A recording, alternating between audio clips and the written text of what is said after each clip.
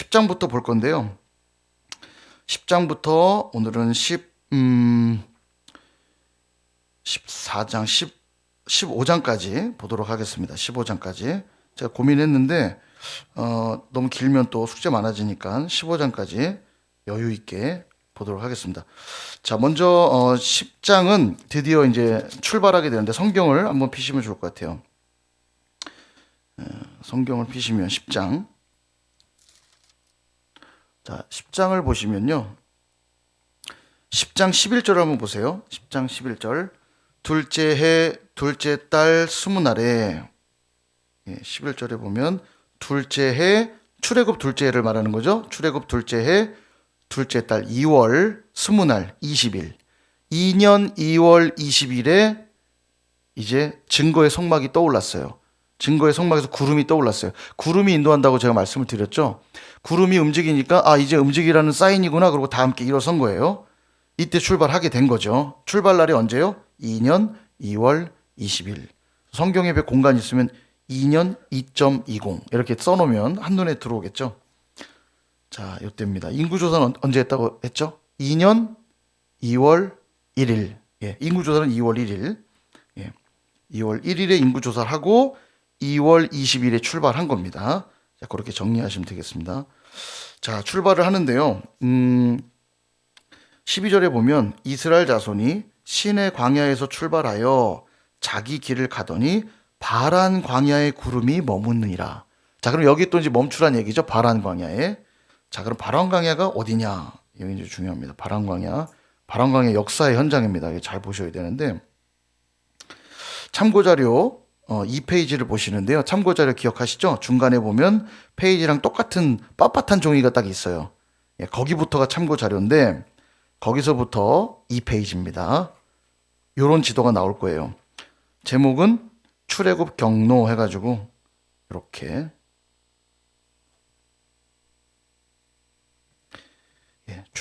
화면을 보셔도 되고요. 책을 꼭 안 보셔도 화면에 보시면 나오니까요. 자, 보시면은 신의 광야가 어디냐면 여기죠. 시내산. 자, 여기 시내산에서 이제 출발한 거예요. 언제죠? 2년 2월 20일. 2년 2월 20일에 이제 출발을 합니다. 자, 그런데 좀 지도 표시되어 있는 것처럼 쭉 올라가다가 바란 광야가 여기예요. 바란 광야. 바란 광야에 구름이 멈췄대요. 여기서 쓰게 되거든요. 자, 그 행진한 사항들을 간략히 요약해서 말해주고 있는 것이고요. 이제 11장, 이따가 이제 보시게 될 텐데, 11장부터 보면 이 과정들이 나오는 거예요. 다베라란 지역, 기브롯, 핫다와 이름이 어렵죠. 하세롯, 이런 지역을 지나서 바란 광야까지 가게 되는데 그 이야기가 11장과 12장에서 나오는 겁니다. 어디까지 나오냐면 12장, 13장, 14장까지가 바란 광야로 간 곳까지의 이야기예요. 이해되시죠? 자, 그래서 이제 쭉 볼 텐데 11장을 볼게요. 자, 11장을 보시면서 지금 저 지도를 참고하면서 보시면 돼요. 시내 광야에서 출발하여 맨 처음 도착한 지역이 다베라. 이 다베라라고 하는 지역입니다. 지워볼게요. 잘 안 보이니까. 여기 다베라.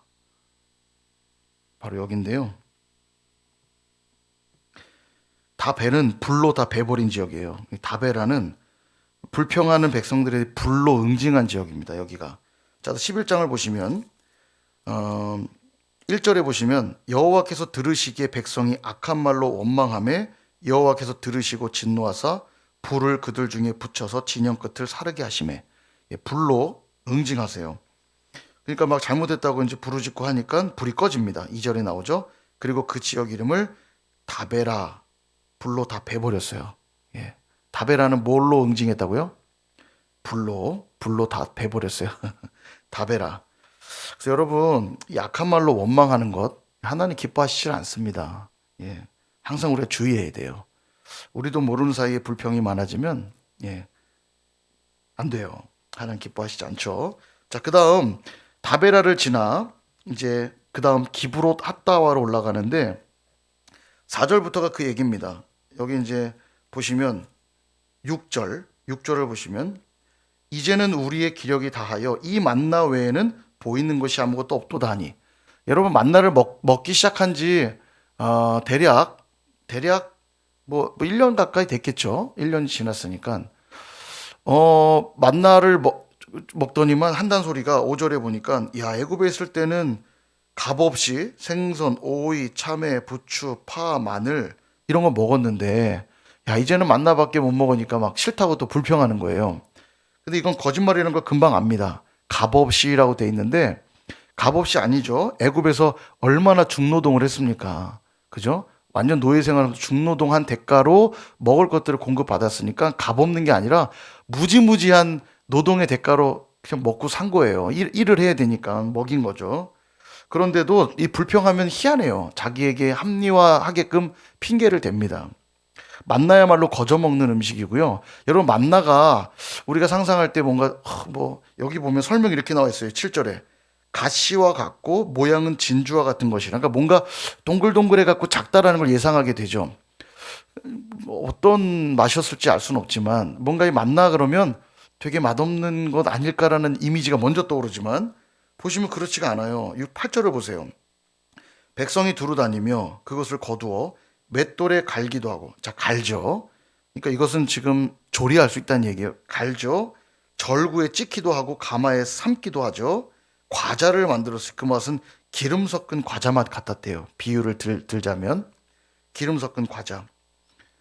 출애굽기에도 어떤 꿀 과자 같은 그런 묘사가 되어 있거든요. 근데 이 중요한 게 여기 이제 조리가 가능하다는 점을 보면 저번에 제가 비유를 들어드렸죠. 닭 그러면 생닭만 있는 게 아니라 이제 그죠? 뭐 닭도리탕도 해 먹을 수 있고 양념치킨도 해 먹을 수 있고 닭강정도 해 먹을 수 있고 모르겠어요. 닭만 먹는 게 여러분들은 싫을지 모르겠는데 저는 상상하면 맛있게 전 늘 먹을 것 같은데 닭을 제가 좋아해서.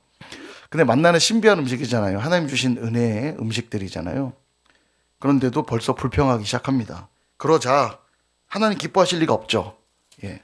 만나는 은혜의 상징인데 먹을 때마다 내가 하나님의 은혜로 사는구나. 이 고백이 있어야 될 자들을 한테서 이 감사의 고백이 아니라 불평이 나오기 시작하니까 문제가 됩니다. 그래서 어떤 일이 벌어지냐면 쭉 건너서 11장 31절을 보세요. 내가 그럼 고기 실컷 먹여줄게. 하나님이 그 말씀 하시는 거예요.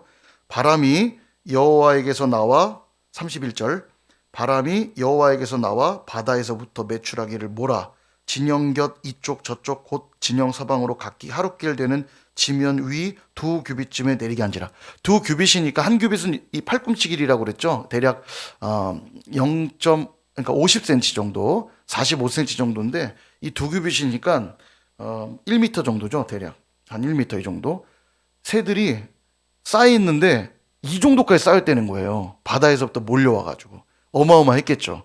어떤 일이 벌어지냐면 32절 백성이 일어나 그날 종일 종야와 그 이튿날 종일토록 메추라기를 모으니 적게 모은 자도 10호멜이라. 엄청나게 모았다는 거. 적게 모은 자도 신났죠. 그래서 자기들을 위하여 진영 사면에 펴 두었더라. 33절 고기가 아직 이 사이에 있어 씹히기 전에 무슨 일이 벌어지냐면 여호와께서 백성들을 진노하사 심히 큰 재앙으로 치십니다. 예. 불평하는 자들의 또 결말이죠. 예. 고기만 먹었으니까요. 그냥 이게 아마 어떤 식의 재앙인지 몰라도 이상 반응이 일어났을 것 같아요. 아무튼 재앙을 또 있습니다. 그래서 그곳 이름 뭐라고 짓냐면 기브롯 핫다아와. 자, 이렇게 불렀고요.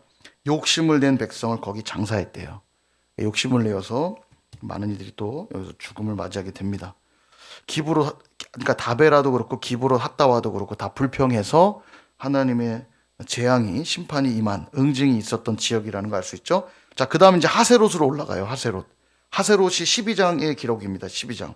우리가 잘 아는 이야기인데 모세가 구스 여인을 취해요. 구스라고 하는 지역은 흑인 여성이라고 이해하시면 됩니다. 에디오피아 정도로 보는데요. 구스 왕조 얘기했잖아요. 이사야서 공부할 때도 이집트 아래쪽에 있는 왕조였던 에디오피아 여자로 보여집니다. 약간 흑인 여성이었겠죠. 그러니까 이방인인 거를 딱 봐도 알 수 있는 그런 여성을 취해요. 구스 여자를 취한 일로 모세의 누나였던 미리암, 그도 선지자입니다. 여선지자고. 그 다음에 모세의 형이었던 아론, 대제사장이죠. 두 사람이 모세를 비방해요. 그러면서 이렇게 비방합니다. 2절. 여호와께서 모세와만 말씀하셨느냐 우리와도 말씀하지 아니하셨느냐 하며 여호와께서 이 말을 들으셨더라. 예. 이게 너만 하나님이랑 이야기 나누는 게 아니지 않냐, 이 말은 지금 뭘 지적하고 있냐면 모세가 구스 여자를 취한 문제를 지적한다기보다도 그냥 모세의 리더십의 문제를 제기하는 겁니다. 이게 되게 조심해야 돼요. 결과적으로 어떤 일이 벌어지냐면 미리암과 아론의 나병이 임합니다. 나병이 임하게 되고 하나님이 기뻐하시지 않아요. 우리가 잘 보면요, 교회 안에서도 제일 많이 욕먹는 사람들이 리더들이에요. 그래서 목사들이 오래 삽니다. 예, 욕을 많이 먹기 때문에 귀는 늘 간지럽고 수명은 길어요. 욕을 먹으면 오래 산다고. 근데 그럴 수밖에 없는 게 리더의 위치에 있으면 10명이면 10명, 100명이면 100명 모두의 그 피로를 다 채워줄 수는 없잖아요. 그러다 보니까 아무래도 불평이 나오게 돼요. 예, 모두를 만족시킬 수 없고 또 실수가 많잖아요. 사람이니까 말의 실수가 있기도 하고 또 어떤 행동의 실수가 있기도 하잖아요. 의도했던 안 했던. 그러다 보니까 불만이 있을 수 있잖아요. 근데 이제 불만을 말하는 것 자체가 저는 문제라고 생각하지 않습니다. 근데 불평을 이야기하는 사람들의 이야기를 잘 들어보면요, 그 일어난 문제에 대한 어려움과 어떤 문제를 제기하기보다는 리더십의 문제를 제기하는 경우가 훨씬 많아요. 그러니까 어떤 목사로서의 자질을 논한다거나, 그러니까 그 비방의 수위가 그 사건에 대한 이야기에 한정되지 않고 리더십에 대한 공격으로 이어지는 경우들이 많습니다. 그래서 주의하셔야 돼요. 이게 미묘한 차이 같지만 결과가 큰 차이가 있습니다. 이게요. 그래서 어떤 일이 벌어지냐면 3절에 보니까 모세가 온유함이 지면의 모든 사람을 더 하더라 이렇게 나오는데, 이 말은 그들이 비방했으나 모세가 응대하지 않았다는 겁니다. 하나님께 맡겼다는 얘기예요. 온유함이란 그런 의미예요. 하나님께 맡기는 행위, 이게 온유예요. 자, 하나님께 맡겼더니 하나님이 오셔서 정리를 딱 하시는 거예요. 6절 다 나오라고 한 다음에 뭐라고 하냐면, 내 말을 들으라. 너희 중에 선지자가 있으면 나 여호와가 환상으로 알리기도 하고 꿈으로 말하기도 한다. 그러니까 너희들 말이 틀린 말은 아니야, 이 얘기예요. 너만 하나님과 말하냐? 우리도 하나님과 소통한다. 그래, 맞아. 7절 그러나 내 종 모세와는 그렇지 아니하니 그는 내 온 집에 충성함이라. 그와는 내가 대면하여 명백히 말하고 은밀한 말로 하지 아니하며 그는 또 여호와의 형상을 복원을 너희가 어찌하여 내 종 모세 비방하기를 두려워하지 아니하느냐. 모세 비방한 문제를 지적하는 거죠. 그리고 진노하시고 떠나심에 9절에 10절 미리암은 나병에 걸려 눈과 같더라. 아론이 미리암을 본즉 나병에 걸렸는지라. 그리고 아론이 이제 회개하는 이야기가 나오고요. 미리암은 일주일간 격리가 됩니다. 나병에 걸려서. 그래서 이것이 이제 하세롯에서 있었던 이야기입니다. 그래서 우리가 이제 이 교훈을 한번 정리하면 좋겠어요. 여러분, 제가 누누이 종종 말하는데요. 불만이 있을 수 있습니다. 어려움이 있을 수 있어요. 그러면 전 찾아오시면 됩니다. 오셔서 이러이러한 일로 어려움이 있었다고 이야기하면 제가 들을게요. 힘들 수 있지만 그래도 뭐 들어야죠. 제가 들어야 될 부분이라 생각하고요. 겸손하게 와서 나누시면 제가 겸손하게 듣겠습니다. 저도 하나님 앞에 겸손한 자여야지 제가 무슨 완벽한 자는 아니잖아요. 그러니까 왕의 굴림을 해서도 안 되고 저 역시도 또 성도들이 저한테는 말하지 않으면서 다른 성도들에게 찾아가 리더십에 문제 제기하는 형태로 말하게 되면 이게 문제가 돼요. 이야기하는 여러분들에게도 그것이 하나님 앞에 문제가 될 수 있고, 또 하나는 공동체를 무너뜨리는 결과로 이어질 수도 있습니다. 그래서 언제든지 괜찮으니까요. 오시면 제 방문에 벨이 달려요. 일부러 벨을 달았어요. 누구든지 편하게 누르시라고. 예, 그래서 벨을 누르면 제가 바로 나옵니다. 안 나오면 거기 없는 거예요. 제가 있는 한은 나옵니다. 그러면 제가 어떤 이야기든 들을 테니까요. 편안하게 오셔서 뭐 기도 제목을 나눠줘도 좋고, 마음에 어려운 얘기를 나누셔도 좋고, 예, 나누셔도 어떤 얘기든 제가 들을게요. 그러나 하나님 앞에 범죄하는 그런 어리석은 행동들을 하지 않으시면 좋을 것 같아요. 예, 이해되시죠? 예, 다른 사람에게 굳이 하여간 지혜롭게 우리가 하면 좋겠고. 자, 그래서 하세롯을 지나 하세롯을 지나 13장으로 넘어갑니다. 이제 어디에 도착하냐면 바로 이 바란 광야라는 지역에 도착을 해요. 바란 광야는 좀 중요한 지역입니다. 바란 광야가 38년간 광야에서 방랑기를 보냈던 주 무대가 이 바란 광야예요. 보시면 여기 이제 이렇게 화살표가 이렇게 빙글빙글 돼 있죠? 예, 여기서 이제 38년간 돌았다는 얘기입니다. 예, 여기서 빙글빙글 도는 거예요. 근데 이 바란 광야라는 표현과 광야니까 이 지역을 다 말하는 거죠. 광야는. 그런데 그들이 도착한 여기 점이 찍힌 여기가 어디냐면 가데스 바네아라는 지역이에요. 그러니까 성경에 가데스 바네아라고 나오거나 바란 광야라고 나오면 같은 지역을 말한다고 생각하셔도 거의 틀리지 않습니다. 자, 바란 광야에 도착했어요. 여기서 비로소 무슨 일이 벌어지냐면 우리가 잘 아는 사건. 자, 여기 보시면 지도를 보시면은 여기 지금 블레셋이 보이죠? 여기 지금 바란 광야에서 바로 올라가면 여기가 가나안이에요. 여기 가나안. 가나안. 그러니까 여기서 여기까지의 거리는 아주 짧습니다. 가나안 땅에 금방 갈 수 있는 거리예요. 근데 가기 전에 어떤 일을 벌이냐면 12명의 정탐꾼을 이제 여기서 지파별로 뽑아서 각 지파에 대표하는 한 사람씩 뽑아서 12명을 정탐을 보내는 거예요. 40일간. 그 이야기가 13장입니다. 13. 미국 같은 데 가보면 서양에선 13이 불길한 숫자잖아요. 예. 13장. 뭔가 벌써 불길합니다. 민수기 13장. 불길한데요. 자, 여기 보니까 22절을 보세요. 네겝으로 올라가서 네겝이라는 게 여기 지금 보이죠? 자, 보시면 네겝이 어디냐면 여기입니다. 여기 네겝. 예, 비읍이 밑에 붙으니까 네겝이라고 돼 있죠. 네겝. 이 네겝이란 지역이 누가 사느냐?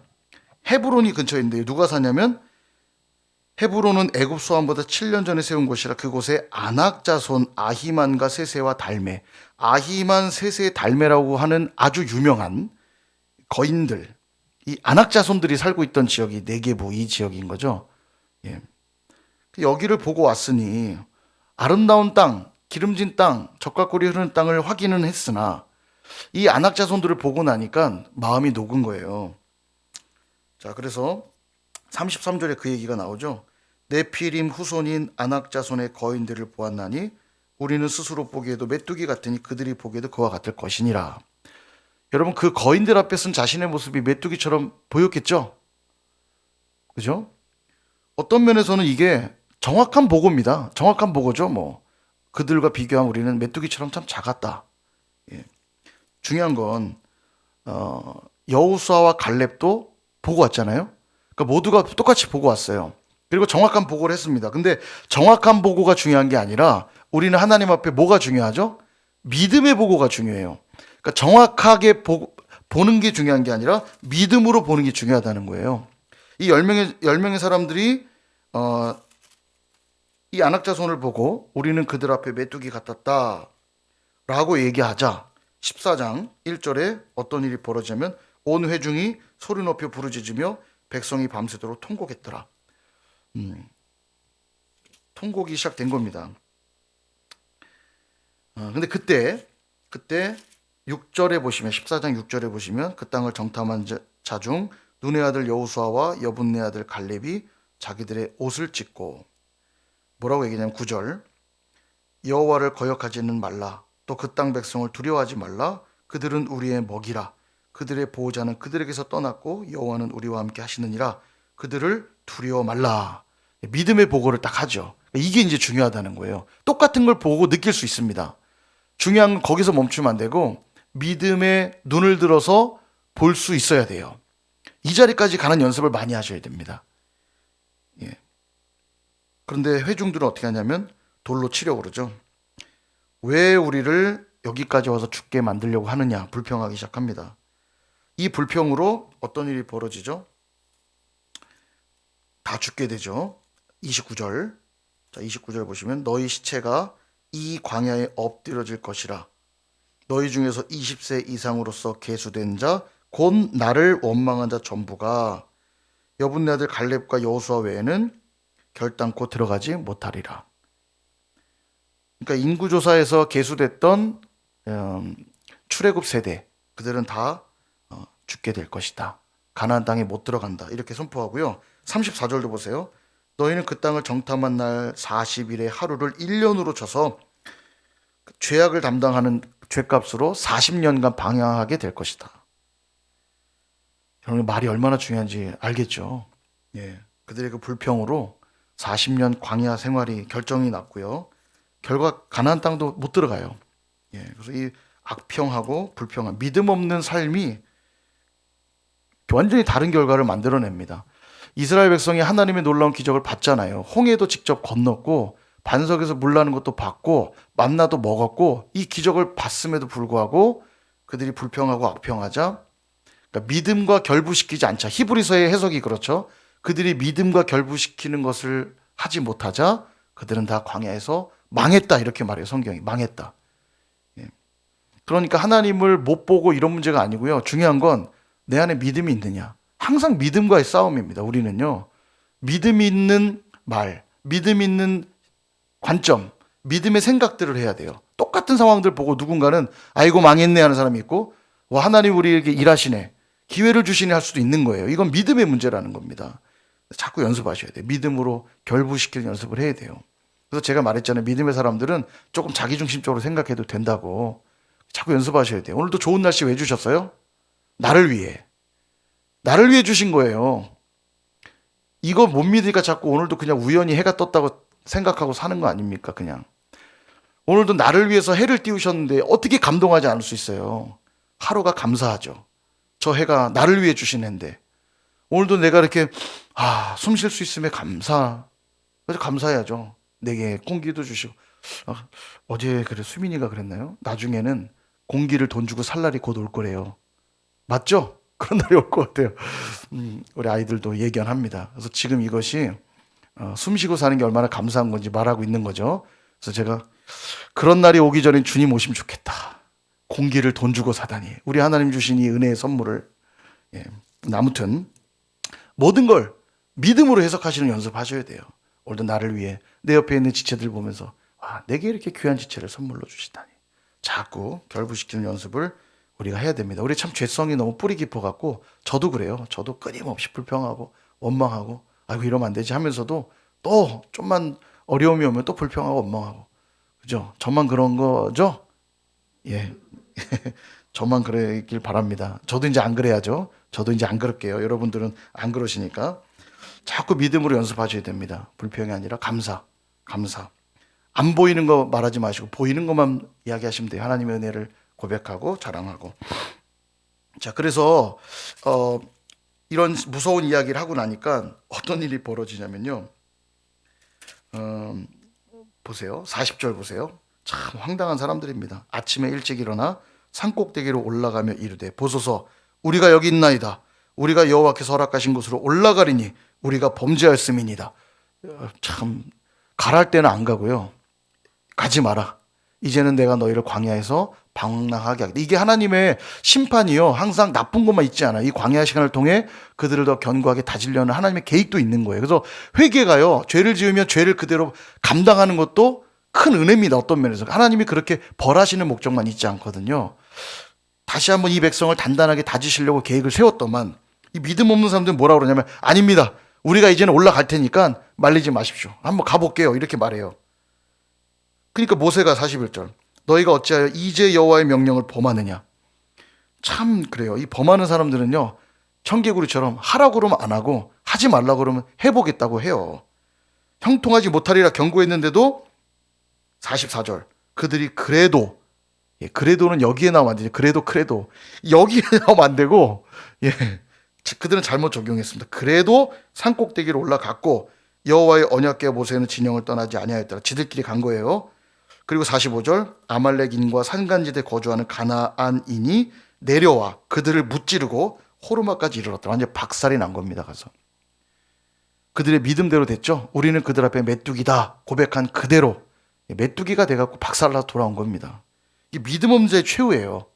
믿음 없는 자는 이게 안 보입니다. 하나님이 하라고 그럴 때 지금이 순종할 때구나. 하지 말라고 할 때 지금은 하지 말아야 될 때구나 딱 보여야 되는데 희한하게 이 믿음 없는 사람들은 하라고 그러면 안 하고요. 하지 말라고 그러면 하라고요. 그러고요. 예전에 제가 전에 있던 교회 그래요. 이만저만해서 이제 뭐 추석이 명절 이런 데 걸릴 때 뭐 이제 추석 명절이고 하니까 새벽 기도 시골 같은 데 다녀올 수 있도록 새벽 기도를 쉬고자 합니다. 그리고 그 장로님들 무리 중에 새벽 기도를 나오는 장로님도 있고 안 나오는 장로님 있잖아요. 나오시는 분은 오케이. 근데 안 나오시는 분이 끝까지 안 됩니다. 안 됩니다. 목사님 너무 황당한 거죠. 아니 나오면서 안 됩니다 하면 이해하겠는데 안 나오시는 분이 절대 안 된대요. 나중에는 결국 이제 잘 정리가 돼서 이제 결국 쉬는 쪽으로 갔습니다만 희한하죠. 그 심리가 잘 모르겠습니다. 왜 그런지는 모르겠지만 예. 나오시는 분은 오케이, 안 나오시는 분은 안 됩니다. 거꾸로 가요. 꼭 함께 마음을 모아서 어떤 뜻을 정하고 함께 교회를 세우는 일로 갈 때 보면 믿음 있는 분들은 또 그 안에서 잘 순종하며 또 함께 세우고 뭐 때로는 좀 다 동의되지 않는다 해도 기도하면서 함께 세우는 일에 힘을 모으는데 믿음이 없는 분들은 꼭 반대로 가는 분들이 있어요. 절대로 안 된다 그러고 예. 막 이렇게까지 하는 분이 있어요. 그러면 나 교회 옮긴다. 뭐가 그렇게 교회 옮길 만큼 어려운 얘기인지요. 그죠? 이런 느낌하고 비슷한 거잖아요. 자꾸 아버지 그러면 나 호적 파버린다. 글쎄요. 물론 교회 옮기는 게 사연은 있을 수 있어요. 뭐 멀리 이사를 간다거나 그런 것들을 얘기하는 건 아닌데 그 협박이잖아요. 내가 교회 옮겨버린다. 그러시지는 않았으면 좋겠어요. 믿음으로 항상 보고 믿음의 결정들을 내리시면 좋겠고요. 15장에서는 제사 규례를 설명하고 있거든요. 이제 가나안에 들어가면 또 제사를 계속 드려야 되니까 규례를 설명하는데 읽어보시면 될 겁니다. 그 중에는 이제 특별히 안식일에 대한 규례도 있고 한데 읽어보시면 돼요. 자, 그 다음 16장부터는 다음 시간에 볼 텐데 16장부터는 또 연결된 이야기예요. 16, 17, 18 쭉 연결된 얘기라 오늘 여기까지만 끊어서 보도록 하겠습니다.